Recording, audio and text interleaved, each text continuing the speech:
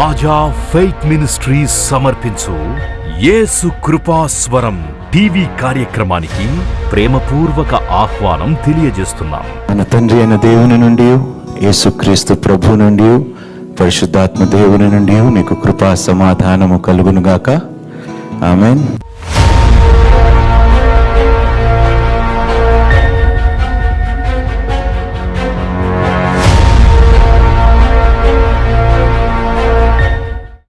మనం మాట్లాడుకోబోతున్నది దేవుని రాజ్యము మనం ఈ లోకములోకి ఏ విధంగా తీసుకురావచ్చు. How to bring the Kingdom of God. దేవుని రాజ్యము ఇక్కడ భూమి మీదకి ఏ విధంగా మనం దేవుని రాజ్యాన్ని మన మధ్యలోకి తీసుకురావచ్చు. యూనో, రెండు కింగ్డమ్స్ ఆపరేట్ అవుతున్నాయి. అవి ఏంటో మనం తెలుసుకుందాం. ముందుగా ప్రార్థించుకుందాం. పరిశుద్ధుడా, ప్రేమ కలిగిన తండ్రి, నమ్మదగిన దేవ, నీ బంగారు పాదములకు స్తుతులు స్తోత్రాలు చెల్లించుకుంటున్నాం ప్రభువ. నాయన తండ్రి, నీ వాక్యము ధ్యానించుటే మాకు ధన్యత ప్రభువ. ఆ ధన్యత సంఘముగా మేమందరము కూడి మాకు ఇచ్చినందుకు ప్రభువ నీకు వందనాలు నాయన తండ్రి. నాయన, ఈ సమయంలో నా జ్ఞానము చొప్పున ఏ మాట బయలుదేరిన ఎడల ఇక్కడ బిడ్డల హృదయములో అది నాటబడక ముందే దాన్ని నాయన తండ్రి అగ్నిలో కాల్చివేసి అది ఫలింపక దాన్ని తీసివేయమని బ్రతిమాలుతున్నాను. నా నోట నీ మాట ఉంచి ప్రభువ, నేను మాట్లాడే ప్రతి మాట నీ మాటగా నిలవటానికి సహాయం నాకు దయచేయండి. నీ జ్ఞానాత్మతో నన్ను నింపి నాయన తండ్రి, నీ అభిషేకముతో నన్ను నింపి నన్ను నీ బలమైన సాధనముగా వాడుకోమని ఇదిగో నాయన తండ్రి, నీ పాదముల చెంత నన్ను సమర్పించుకుంటూ ఈ కార్యక్రమం అంతటిని నీ చేతికి అప్పగిస్తూ మిక్కిలి వినయముతో నీ కుమారుడైన మా రక్షకుడైన యేసుక్రీస్తు పేరుట ప్రార్థించి వేడుకుంటున్నాము తండ్రి. ఆమెన్. ఇప్పుడు సహజంగా దేవుడు మనల్ని ఎలాంటి వ్యక్తిగా ఉండమన్నాడండి? పుచ్చుకునేవాడిగా, ఇచ్చేవాడిగా. కానీ దేవుని రాజ్యంలోకి విత్తినవాడు శోధింపబడడండి, ఆశీర్వదింపబడతాడంట. దేవునికి స్తోత్రం. సో మనం అందరము తెలుసో తెలియకో we are operating in the wrong kingdom. మనం ఏం చేస్తున్నాం అంటే, రెండు రాజ్యాలు ఉన్నాయండి. ఒకటి దేవుని రాజ్యము, ఒకటి అందరికీ తెలుసు ఏ రాజ్యమో. Very good. ఇప్పుడు మత్తయి సువార్తలోని 4వ అధ్యాయంలోని 8-9 వచనాలు చూడండి. మరలా అపవాది మిగుల ఎత్తైన ఒక కొండ మీదకి ఆయనను తోడుకొని పోయి ఈ లోక రాజ్యములన్నిటినీ వాటి మహిమను ఆయనకు చూపి. చూడండి ఏమంటున్నాడంటే, యేసుక్రీస్తు ప్రభుని ఎత్తైన కొండ మీదకి తీసుకొని వెళ్ళి దేవుడు సృష్టించిన లోకాన్నే వాడు దేవునికి చూపిస్తూ ఏం ఆశ కలిగిస్తున్నాడు అనమాట. మీకు కూడా అదే ఆశ కలిగిస్తున్నాడు. సాతానుడు ఏం చెప్తున్నాడంటే, ఇదంతా నాదే అంటున్నాడు. కానీ సృష్టికర్తదని వాడు విషయము మర్చిపోయి ఉన్నాడు. చదవండి, రాయబడి ఉందో అక్కడ. ఈ లోక రాజ్యములన్నిటినీ వాటి మహిమను ఆయనకు చూపి నీవు సాగిలపడి నాకు నమస్కారం చేసిన ఎడల వీటన్నిటినీ నీకు ఇచ్చేదనని ఆయనతో చెప్పగా.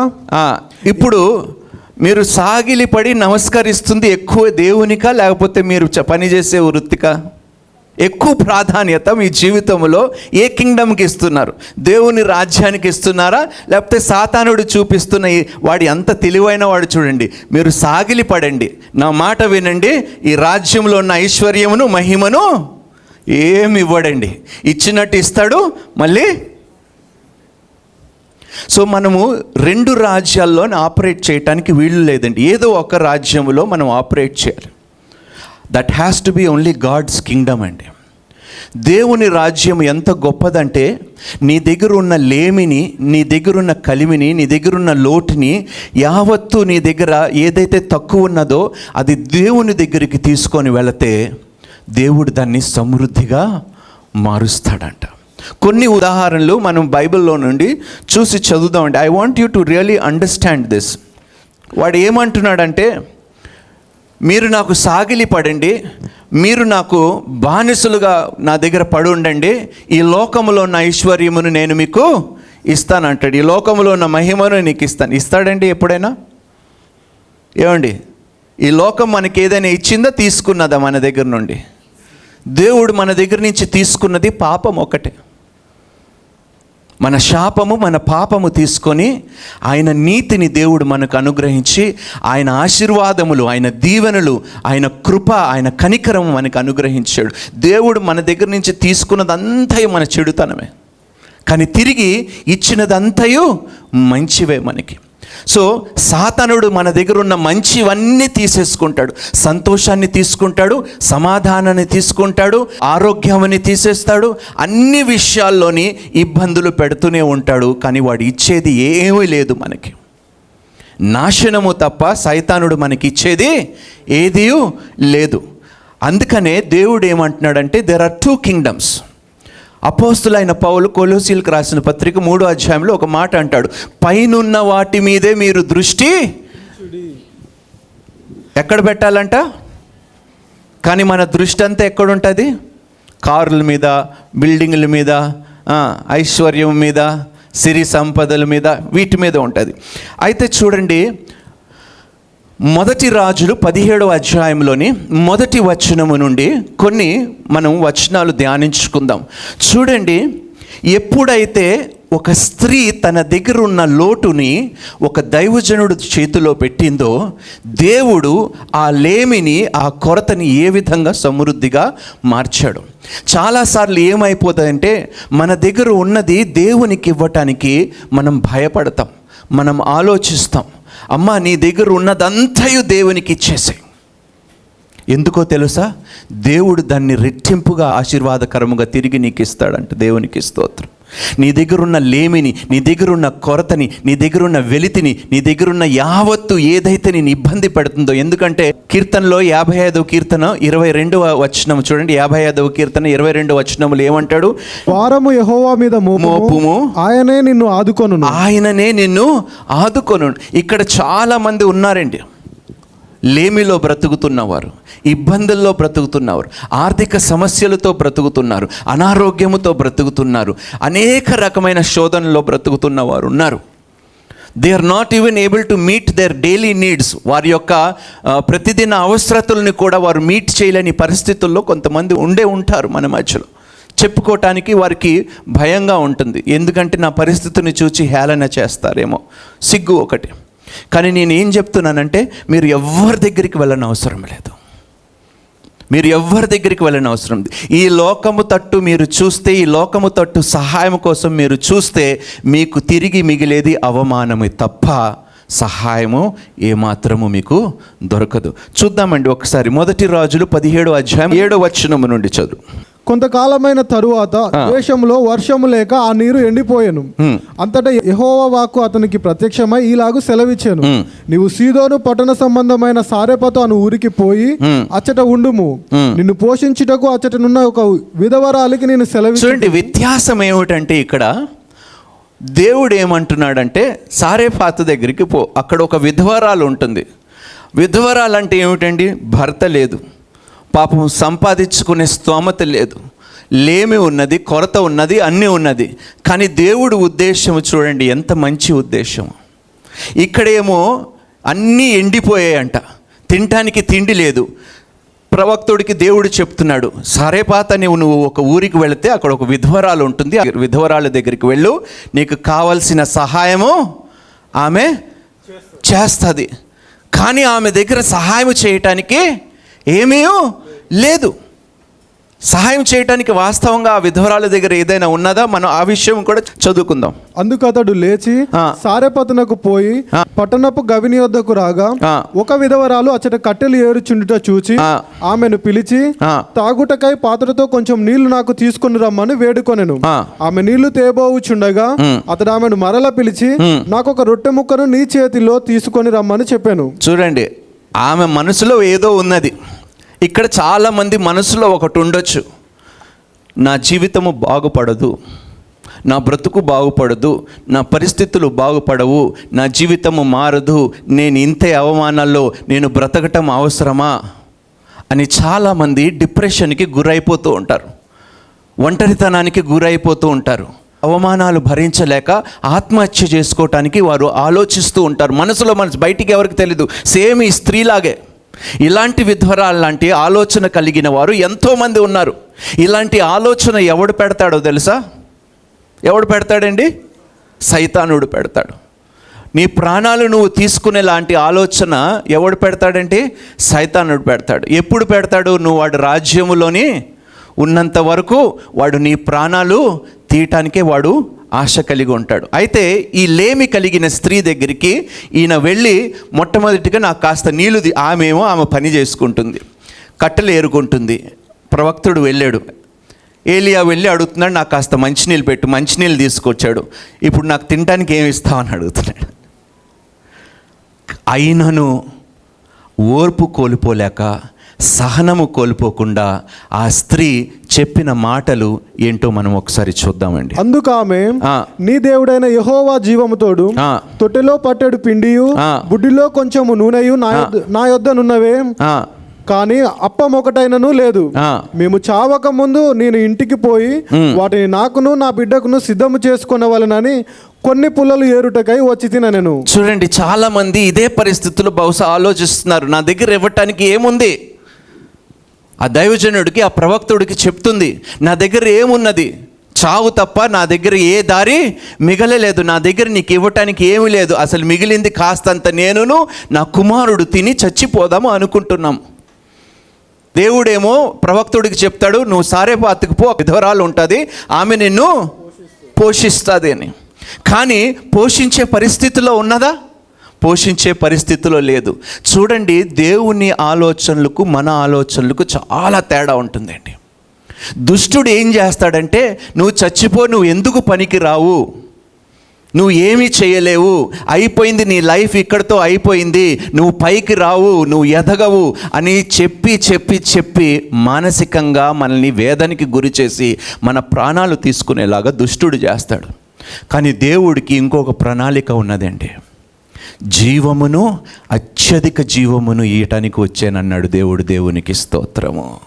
రైట్, ఇప్పుడు చూద్దామండి ఏం జరిగిందో అక్కడ ఒకసారి చూద్దాం. అప్పుడు ఏలియా ఆమెతో ఇట్లానెను, భయపడవద్దు. మొట్టమొదటిగా ఏమన్నాడు? మీ అందరికీ దేవుడు ఈరోజు అదే చెప్తున్నాడు. లేమి ఉందా, కొలత ఉన్నదా, ఆర్థికమైన ఇబ్బందులు ఉన్నాయా, శ్రమలు ఉన్నాయా, శోధనలు ఉన్నాయా, చచ్చిపోదాం అనుకుంటున్నారా? దేవుడు ఒక్కటే అంటున్నాడు, భయపడకుడి. ఏమంటున్నాడు? ఇక్కడ చాలామంది ఉన్నారండి, మానసికంగా బాధపడుతున్న వారు చాలామంది మన మధ్యలో ఉన్నారు. కానీ బయటికి నవ్వుతున్నారు, సంతోషంగా కనిపిస్తున్నారు. కానీ దేవుడు అంటున్నాడు, మీరు ఏదైతే మనసులో ఆలోచిస్తున్నారో ఆ నిర్ణయాలు మీరు తీసుకోకుండా మీరు నిలకడగా ఉండండి, భయపడకండి, నేను నీకు తోడై ఉన్నాను అని దేవుడు చెప్తున్నాడు ఈరోజు. అది ఏ పరిస్థితి అయినా కావచ్చు, ఏ సందర్భమైనా కావచ్చు, మీరు ఎలాంటి కష్ట నష్టాల్లో ఉన్నా కూడా దేవుడు ఒకటే అంటున్నాడు, మీరు పిచ్చి ఆలోచనలు పెట్టుకొని ఆ ప్రకారం నిర్ణయాలు తీసుకోకండి.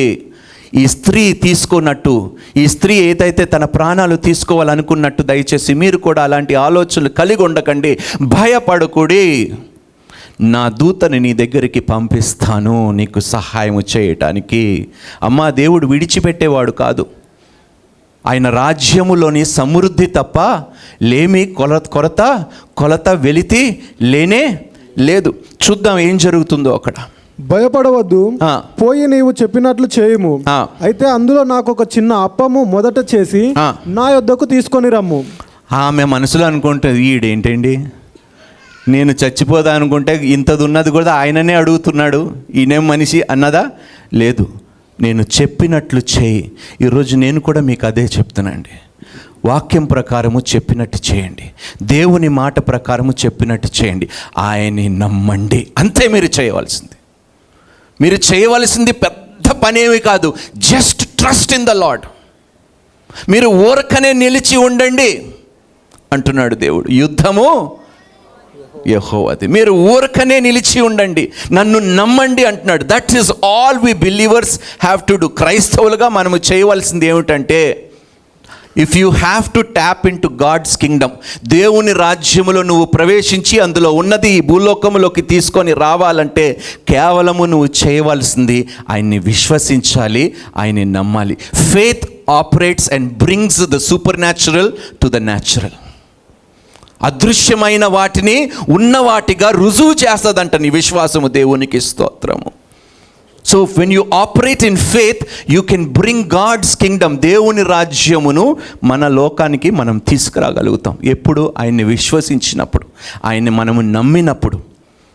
ఈ స్త్రీ కూడా ప్రవక్తుడు చెప్పిన మాట ప్రకారము చేసింది. ఏం చేసిందో చూడండి. ఈ భూలోకము ఇప్పుడు ఎవరు శాసిస్తున్నాడండి?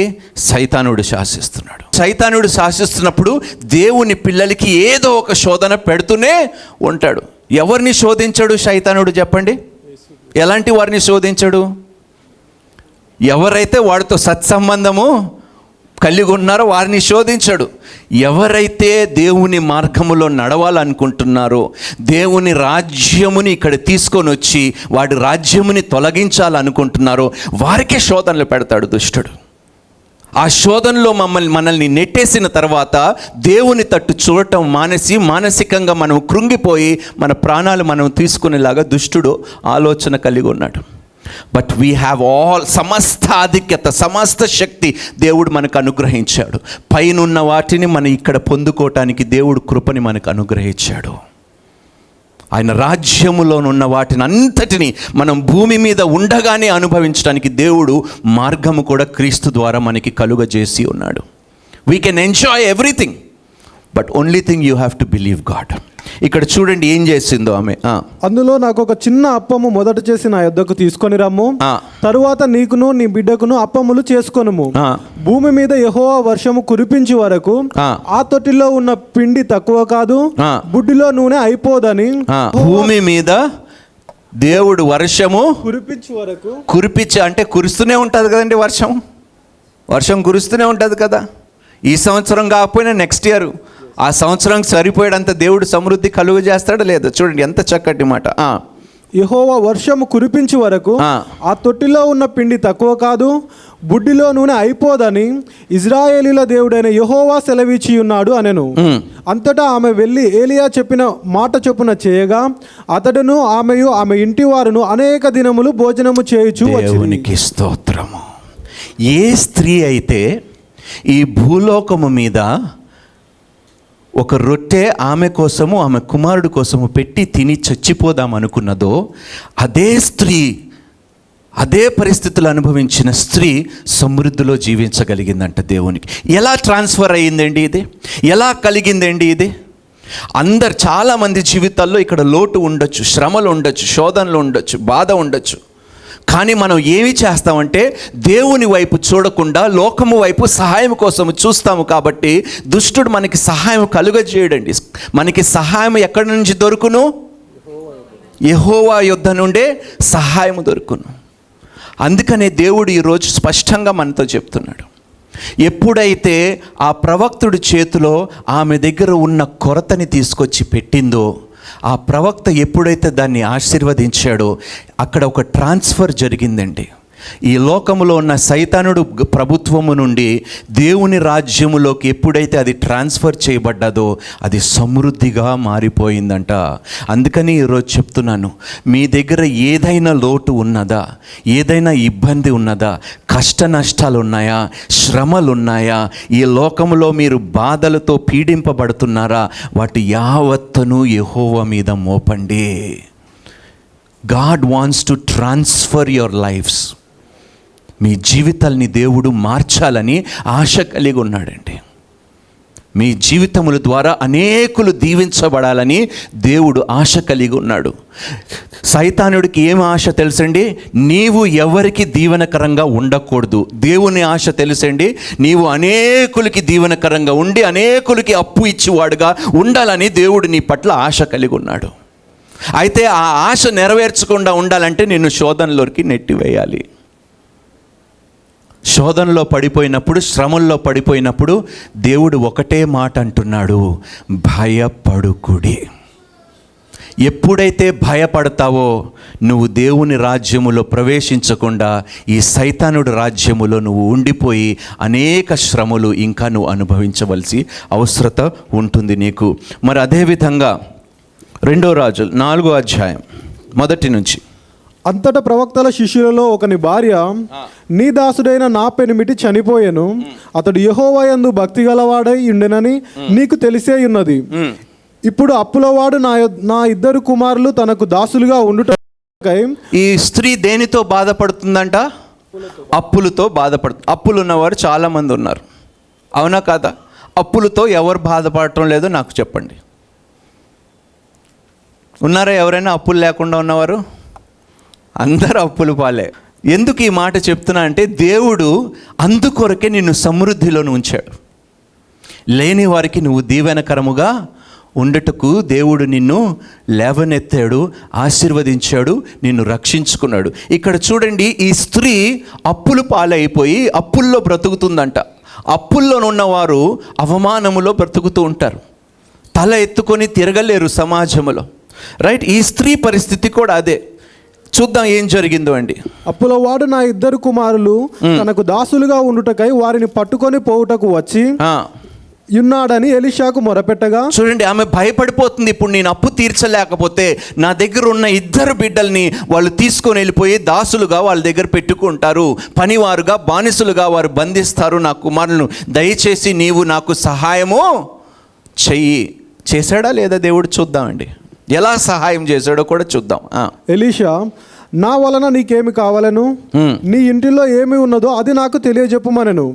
అందుకు ఆమె, నీ దాసురాలనైన నా ఇంటిలో నూనె కుండ ఒకటి ఉన్నది, అది తప్ప. ఇక్కడ కూడా ఏమో చూడండి, ఆల్వేస్ ట్రాన్స్ఫర్ ఆఫ్ గవర్నమెంట్ అంటాను నేను దీన్ని. ప్రభుత్వాలు మారుస్తున్నాడు అక్కడ. సైతానుడి యొక్క ప్రభుత్వముని తీసివేసి దేవుని యొక్క ప్రభుత్వములోకి ఆమె ప్రవేశించులాగా ఆ ప్రవక్తుడు, ఆ దాసుడు ఆమెకి కృపని కలుగజేస్తున్నాడు. ఆమె దగ్గర ఏమున్నదంటే ఏమీ లేదు, అప్పులు తప్ప, అవమానాలు తప్ప నా దగ్గర ఏమీ లేవు, కష్టాలు తప్ప నా దగ్గర ఏమీ లేవు. అయినను ఆ ప్రవక్తుడు ఏమంటున్నాడంటే, నీ దగ్గర ఏమున్నది నా దగ్గరికి తీసుకురా. నా దగ్గర వట్టి కొండ ఉందండి అన్నది. ఏమున్నదంట? ఖాళీ కుండ ఉన్నది, అందులో ఏమీ లేదు, ఖాళీది. చూడండి, దేవుడికి నువ్వు ఏమీ ఇవ్వలేకపోతున్నావని భయపడకండి.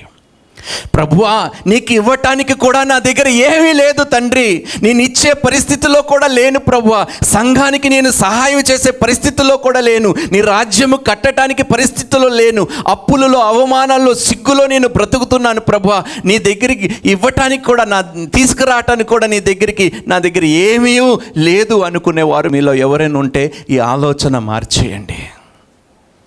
దేవుడు ఏమంటున్నాడంటే, నీ అవమానానికి ప్రతిగా రెట్టింపు ఘనతని నీకు కలుగజేస్తానంటున్నాడు.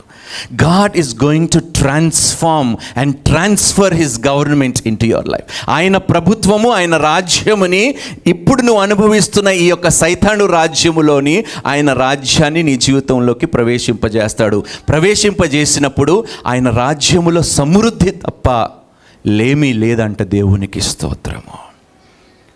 అయితే ఆ స్త్రీ ఇచ్చింది, ఏమిచ్చింది ప్రవక్తుడికి? ఖాళీ కుండనిచ్చింది. ఆ ఖాళీ కుండని తీసుకున్నాడు. చూద్దాం ఏం జరిగిందో అండి. అతడు, నీవు బయటికి పోయి నీ ఇరుగు పొరుగు వారందరి యొద్ద దొరకగలిగిన వట్టి పాత్రలన్నిటినీ ఎరవు పుచ్చుకొనుము. మన చూడండి ఎంత తెలివిగా రాయబడిందో ఇక్కడ. సహజంగా ఏదైనా వస్తువు ఇవ్వమంటే వారు ఇవ్వరు, అవునా? ఖాళీది ఏదైనా ఇవ్వమంటే అందరు ఇస్తారు, అవునా కాదా? సహజంగా మీ దగ్గర ఉన్న బియ్యము, గంపడి బియ్యము నాకు ఇవ్వండి అంటే గిన్నెలో వేసి ఇస్తాడా? ఏమంటే మీ దగ్గర ఖాళీ పాత్ర ఉంటే ఇవ్వండి, నేను మళ్ళీ తిరిగి ఇచ్చేస్తానంటే ఇస్తారా లేదా? ఖాళీయే కాబట్టి వాడికి పోయేదేమీ లేదు. ఈ లోకము మనకి ఇచ్చేదంతా వట్టివే, ఖాళీవే. అయినను భయపడకూడు అంటున్నాడు దేవుడు, అయినను చింతించకూడి అంటున్నాడు దేవుడు. ఖాళీగా ఉన్న వాటిని కూడా నీ గిన్నె పారి పొంగి పూర్లు విధంగా నేను మార్చగలుగుతాను అంటున్నాడు దేవుడు. దేవునికి స్తోత్రం. నీ దగ్గర ఖాళీ కుండ ఉన్నదా, ఖాళీ పాత్ర ఉన్నదా, ఖాళీ వస్తువు ఉన్నదా? దేవుడు అంటున్నాడు, నా యొద్దకి తీసుకురా. నీ దగ్గర పెట్టుకున్నంతసేపు అది ఖాళీగానే ఉంటుంది. ఏమండి, ఒక మాట అడుగుతాను, పిడికిలు బిగించి ఎవడైనా అన్నం తినగలుగుతాడా? పిడికిలు బిగించుకొని మనం ఏ పనైనా చేయగలుగుతామా? పిడికిలు బిగించినంత వరకు నీ దగ్గర ఉన్న కొరత, లేమి, అన్ని దరిద్రం అన్నీ నీ చేతిలో పట్టుకున్నంత వరకు అది నీ దగ్గరే ఉంటుంది. నువ్వు ఇలా విడిచిపెట్టేసావు అనుకో, అది నీ యొద్ద నుండి వెళ్ళిపోతుంది. అప్పుడు దేవుని దీవెనలు, ఆశీర్వాదములు నీ జీవితంలో ప్రవేశించడానికి ఒక గొప్ప ఆస్కారం ఉంటుంది నీ జీవితంలో. చాలామంది ఇలాగే బ్రతుకుతున్నారండి. వాళ్ళు పాపాన్ని విడిచిపెట్టడానికి ఇష్టపడటం లేదు. వారు బాధని, శ్రమలని, అవమానాలు, కష్టాలను వారు పట్టేసుకుంటున్నారు. దేవుణ్ణి నమ్మటం లేదు. దేవుడు నా లైఫ్ని మార్చడేమో అనే ఆలోచనలతో చాలామంది బ్రతుకుతున్నారు. బట్ గాడ్ ఇస్ సేయింగ్, నీ దగ్గర ఉన్నది నా యొద్దకి తీసుకురా అంటున్నాడు. అదే పని ఆ స్త్రీ చేసింది. అప్పుల్లో ఉన్న స్త్రీ దగ్గర ఖాళీ ఉండకపోతే ఏముంటాయండి? అప్పులు పాలైపోయిన వారి జీవితంలో నిండిపోయిన గిన్నెలు ఎక్కడైనా ఉంటాయండి? ఆ పూట, ఒక్క పూట గడిస్తే చాలు అనుకుంటారు అప్పులు పాలైపోయిన వారు. కానీ దేవుడు అంటున్నాడు, ఆ ఖాళీ గిన్నెైనా నా దగ్గరికి తీసుకురా. నీ దగ్గర చాలా కాలము నువ్వు పెట్టుకున్నావు, తీసుకురా. ఏం జరిగిందో చూద్దామండి. అప్పుడు నీవు నీ ఇంటిలోనికి వచ్చి నీవును నీ కుమారులను లోపల నుండి తలుపు మూసి ఆ పాత్రలన్నిటిలో నూనె పోసి నిండినవి ఒక తట్టున ఉంచుమని ఆమెతో సెలవీయగా, ఆమె దగ్గర ఎంత నూనె మిగిలిందంటే అండి, కొంచెము నూనె కదండి. ఆ పెద్ద కుండలోని, ఆ పాత్రలోని ఆ కొంచెము నూనె పొయ్యమన్నాడండి. పోస్తూనే ఉందంట. అది ఆగలేదంటే దేవునికి స్తోత్రము. ఒక్కసారి దేవుడు రాజ్యముని జీవితంలోకి ప్రవేశిస్తే ఎవ్వడు దాన్ని ఆపలేడండి. దేవునికి స్తోత్రం. కానీ మనమే దేవుని రాజ్యానికి ఆటంకముగా నిలుస్తున్నాం. ఎందుకో తెలుసా? మన దగ్గర పిడికిలు బిగించి దేవునికి ఇవ్వాల్సింది మనం ఇవ్వకుండా దాన్ని పట్టుకుంటున్నాము. కాబట్టి ఈ రాజ్యములో మన జీవితము మార్చబడటం లేదు. You have to transfer everything into God's government. Transfer జరగాలి. యేసుక్రీస్తు ప్రభువారు 5 రొట్టెలని 2 చేపలని ఏం చేశాడండి? అంటే ఈ భూమి మీద అంతమంది జనులు ఉన్నప్పుడు లోటు ఉన్నదా?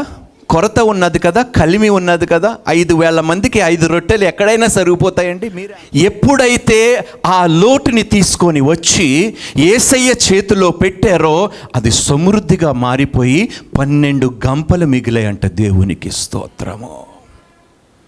There was a transfer. ఒక స్విచ్ జరిగింది, గవర్నమెంట్ స్విచ్. సైతానుడి రాజ్యము తొలగింపబడ్డది. శ్రమలు, అవమానాలు, అప్పులు పాలు అన్నీ తొలగింపబడి సమృద్ధి దేవుడు కలుగజేసి, సమృద్ధితో పాటు వారి గిన్నె పొంగి పారి పొర్లు విధముగా ఆశీర్వాదములు వారు పొందుకున్నారంట. దేవునికి స్తోత్రం. ఈరోజు దేవుడు చెప్తున్నాడు, నీ దగ్గర ఉన్నది శ్రేష్టమైనది ఏంటో తెలుసా? నాకు ఇవ్వగలిగినది నీ సమయము. నీ సమయము నాకు ఇచ్చి చూడు, ఏ విధంగా దాన్ని ఆశీర్వాదకరముగా నేను మారుస్తాను. దుష్టుడు నీ సమయాన్ని దొంగలిస్తున్నాడు. వాక్యము చదవటానికి సమయము లేదు, ప్రార్థించటానికి సమయము లేదు, సంఘములో పాల్గొనటానికి సమయం లేదు. అన్నిటికీ మనం సమయము కేటాయిస్తున్నాము. కానీ దేవునికి ఇవ్వవలసింది మనం నిజంగా ఇస్తే ఇచ్చినది దేవుడు ఎప్పుడు దాచుకోడంట. సమృద్ధిగా దేవుడు దానిని తిరిగి మారుస్తాడు. నీ హృదయాన్ని ఇవ్వండి, దేవుడు దాన్ని మారుస్తాడు. నీ జీవితాన్ని ఇవ్వండి, దేవుడు దాన్ని మారుస్తాడు. నీ లేమిని, నీ కొరత అన్నిటినీ దేవుడికి ఇవ్వండి, దాన్ని మారుస్తానంటున్నాడు. Raja faith ministries the new covenant church వారి ఆదివారపు ఆరాధన సమయములు. ఇంగ్లీషు ఆరాధన ఉదయం 9 గంటలకు, తెలుగు ఆరాధన ఉదయం 11:30 సాయంత్రం మా తెలుగు ఆరాధన అక్టోబర్ నెల నుండి రాత్రి 6 గంటల నుండి 8 గంటల వరకు జరుగును. మా ఆదివారపు ఆరాధన ప్రత్యక్ష ప్రసారాలు రాజా ఫెయిత్ మినిస్ట్రీస్ యూట్యూబ్ మరియు రాజా ఫెయిత్ మినిస్ట్రీస్ ఫేస్బుక్లో వీక్షించండి. తప్పక ఈ ఆరాధనలో పాల్గొని దైవ దీవెనలు పొందగలరు. ఆరాధనలు జరుగు స్థలం Kashish convention hall, 3rd floor, Musheerabad metro station పక్కన, హైదరాబాద్. మరిన్ని వివరములకు సంప్రదించవలసిన మా ఫోన్ నంబర్లు 9000320028, 9346077114.